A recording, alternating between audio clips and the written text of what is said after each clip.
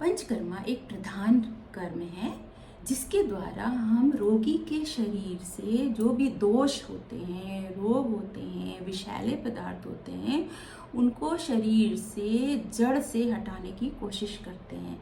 लेकिन प्रधान कर्म जो पंचकर्मा का प्रधान कर्म है, उससे पहले भी एक कर्म होता है जिसको हम पूर्व कर्म कहते हैं। पूर्व कर्म के द्वारा हम जो भी शरीर के विषैले पदार्थ हैं, रोग हैं, दोष हैं, उनको इकट्ठा करते हैं, समेटते हैं, फिर पिघला करके बाहर निकालने के लिए तैयार करते हैं। यूँ कह लो कि पूर्व कर्म के बिना प्रधान कर्म जो पंचकर्मा का प्रधान कर्म है वो सफल नहीं हो सकता, या कह लो वो असंभव है। तो पूर्व कर्म जो होता है वो 3 से 7 दिन का प्रोसेस होता है और इसमें कई सारे प्रोसेस होते हैं, उनके द्वारा हम इसकी प्रक्रिया करते हैं। ये जैसे कि आप खाना बना रहे हो, खाना बनाने से पहले आपको तैयारी करनी पड़ती है।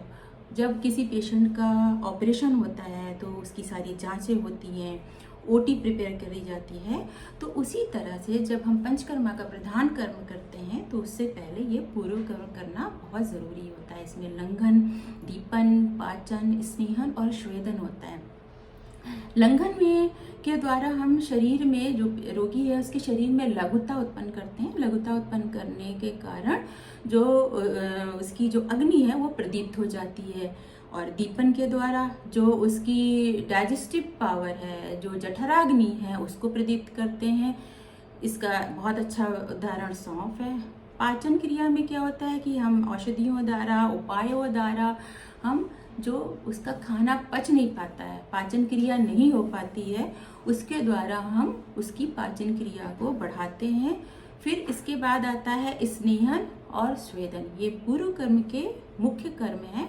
इसमें क्या करते हैं, स्नेहन में रोगी के शरीर में आंतरिक रूप से और बाहरी रूप से स्निग्धता उत्पन्न की जाती है, चिकनाई उत्पन्न करी जाती है, जिससे कि वो सारे दोषों को समेटता है, इकट्ठा करता है और फिर बाहरी तौर पर उसके अभ्यंग की जाती है, मालिश की जाती है।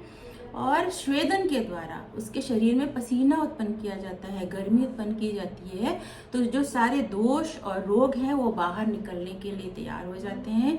और प्रधान कर्म में पंचकर्मा का जो प्रधान कर्म है उसमें ये कर्म के द्वारा, जैसे कि किसी रोगी के अनुसार, उसके रोग के अनुसार वो कर्म किया जाता है। जैसे कि किसी रोगी को कफ की प्रॉब्लम है तो हम उसे वमन कराते हैं।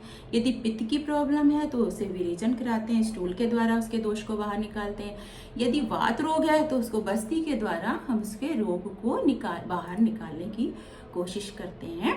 तो इसके द्वारा शरीर, जो रोगी का शरीर है, बहुत ही हल्का और दोष मुक्त, रोग मुक्त हो जाता है।